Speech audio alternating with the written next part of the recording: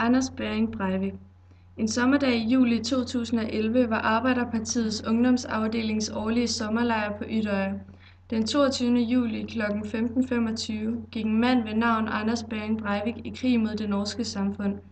Anders var en snedig mand og havde derfor lavet en afledningsmanøvre til politiet. En 950 kilo kunstgødningsbombe var gemt i en bil i regeringskvarteret i Oslo og sprang kl. 15.25. Målet var at dræbe hele regeringen, inklusive statsministeren. Alle de unge havde lige haft samling i hovedhuset på den lille ø, da Breivik ankom. Politiet blev informeret om bilbomben og opholdte sig derfor i Oslo, da Breivik begyndte at skyde løs på de unge mennesker på Utøya. Lejrlederen Mor Utøya blev informeret om bilbomben og at en politimand ville komme til øen for at lave rutinetjek. Mor Utøya ville ikke lade politiet komme til øen, inden hun selv havde snakket med ham på fastlandet. Kl. 17.07 gik manden og lejrmoren i land på øen. Hun var blevet mistænksom, så det var på betingelse af, at han ikke måtte skræmme de unge. Dog var politiet blot Breivik i en forfalsket politiuniform, og kl. 17.21 begyndte Breivik på endnu et angreb. 297 skud blev affyret mod de lidt over 600 ofre på øen. Folk var panikslagen, og mange valgte at svømme mod fastlandet, en tur på omkring 550 meter. Mange blev samlet op af små både på vejen. Politiet blev informeret kl. 17.25.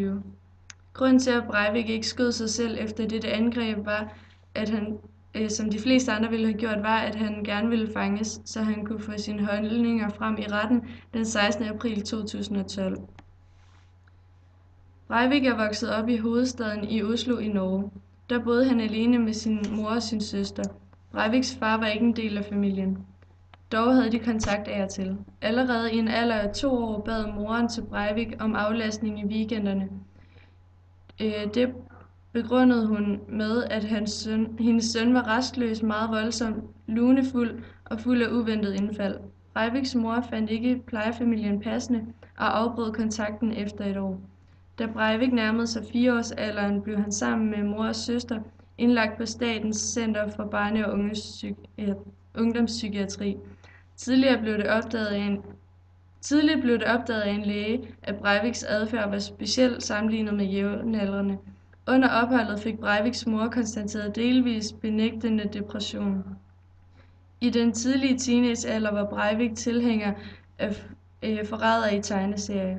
I disse år var han meget optaget af graffiti. Faktisk var han en del af en klike. Senere fik han en bøde for at blive opdaget i det, og børneværnet var igen en del af hans liv. I Breiviks ungdom blev han kærester med en norsk pige, hvorefter forholdet sluttede, og hun med det samme dannede par med en pakistaner. Efter dette forsvandt Breivik fra den klike, han var en del af. Breivik studerede på Handelsgymnasiet i Oslo, hvor han læste økonomi og blev student i 1998.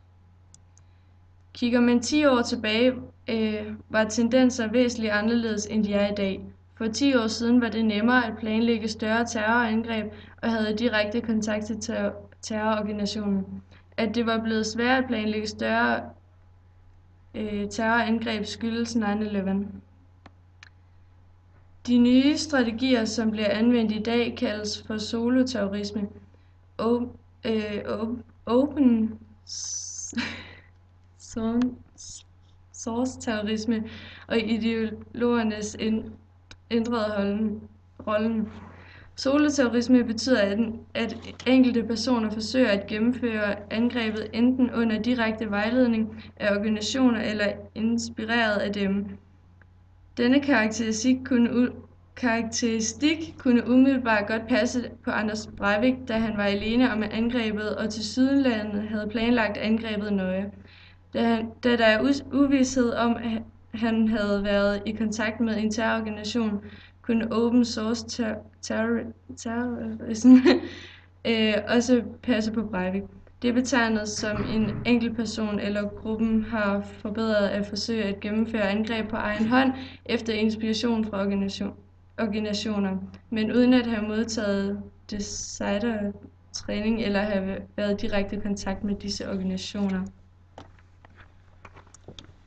Selv den dag i dag leder forskere stadig efter motivet for angrebet, som Breivik begik den 22. juli 2011.